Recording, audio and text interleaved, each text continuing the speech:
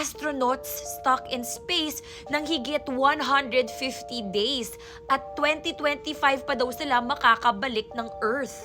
Noong June 5, sumakay sila ng spacecraft at pumunta sa space at dapat 8 days lang sila doon. Ngayon, 150 plus days na sila doon. Dahil yung spacecraft nila tinamaan ng mga technical faults at issues.